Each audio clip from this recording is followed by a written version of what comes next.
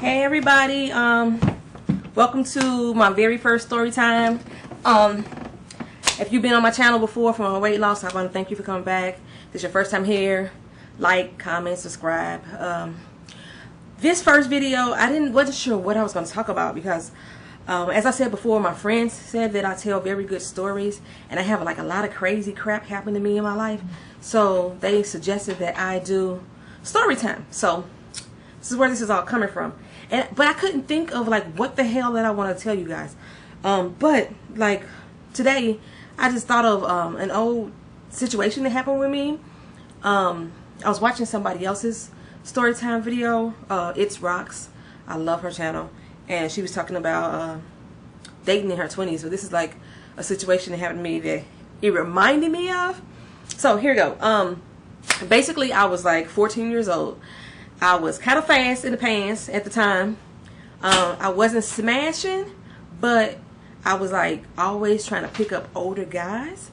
So this particular guy, I'm just gonna call him Keith for the sake of it. I hope I can remember to call him Keith and not like say his real name during the course of this video. So I was dating this guy named Keith, and Keith, we convinced my family members when we first met that he was like 19 and I was 14, so they were still older, but they was like approving because he was a teenager. At 19 he was a teenager, but in actuality Keith was 24 years old, so he was 10 years older than me. So like I said, I wasn't smashing him, but we did a whole lot of kissing and a whole lot of clothes burning.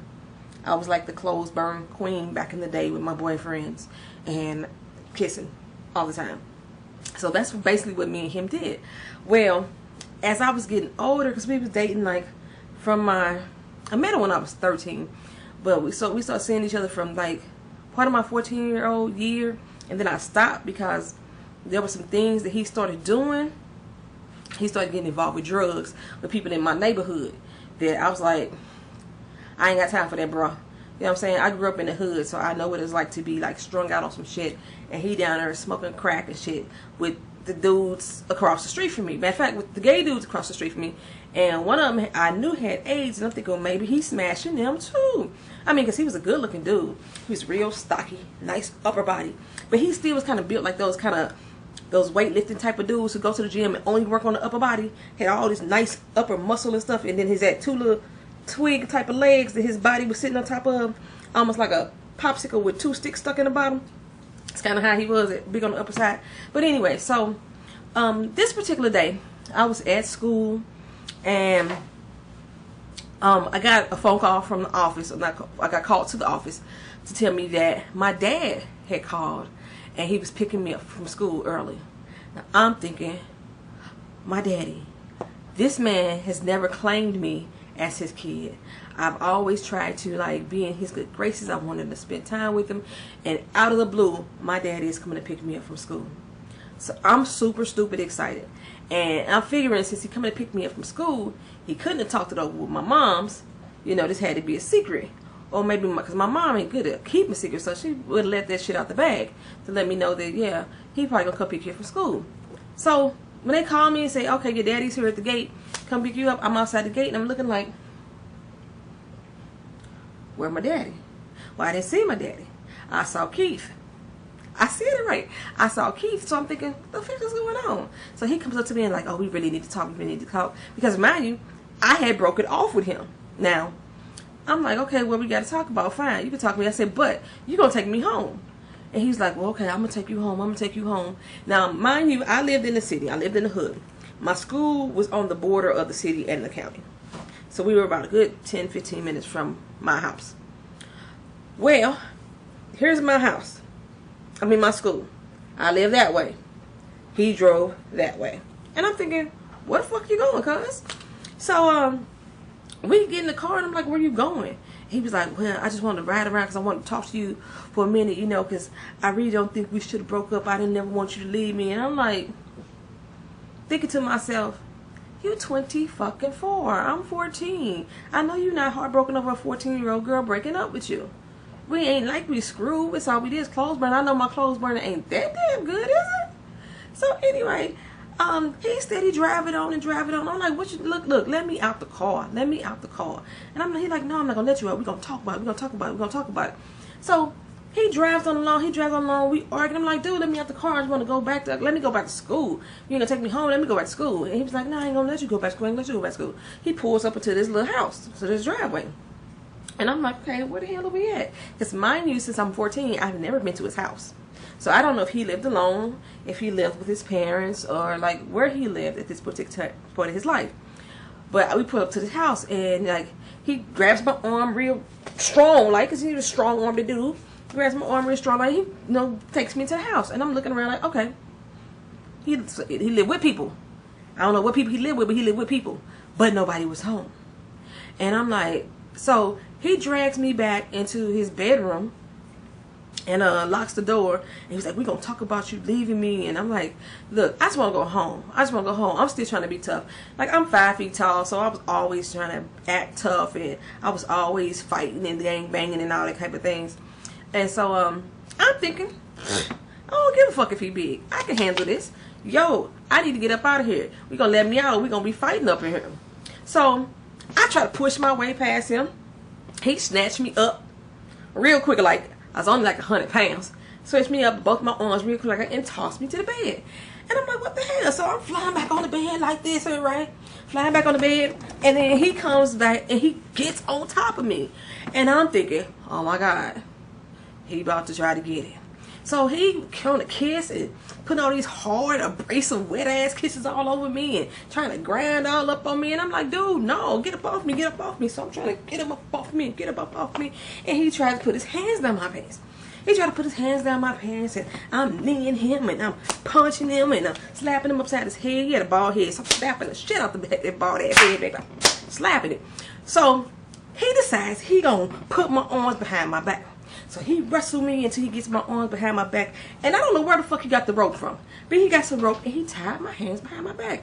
Y'all, he motherfucking hog-tied me. He hog-tied my hands to my feet behind me. So I'm back up on the bed like this, and I'm cussing, and I'm like, you motherfucker this, and you this, that, and the third, and you better let me go, and I'm gonna fuck you up, and this, that, and other, right?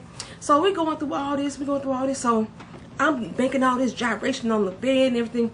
He drags me to this chair and actually takes me to the chair, and he tapes me with duct tape. So I'm hog-tied with my hands and my legs. My arms is over the back of the chair. My feet are now under the chair with the rope underneath it, hog-tied me, and I'm duct taped. Got tape going around me, and then he put tape over my mouth. So I'm all in the chair. 14. I should be scared of shit, but I was more mad than I was scared. And I'm like, so he was like, you're going to listen to me, and you're going to talk to me. He sat there in front of me and telling me how much he loved me and how much he appreciated me. He can't let me go, and he ain't going to never let me go. And I'm thinking, this motherfucker crazy. He crazy. So he's like, I'm going to get us some food, and I'm going to be right back. So he left me there, y'all, in this house. I know hours went past. Like, I normally got out of school like at 1:20 on a regular school day. I want to say he picked me up around 11.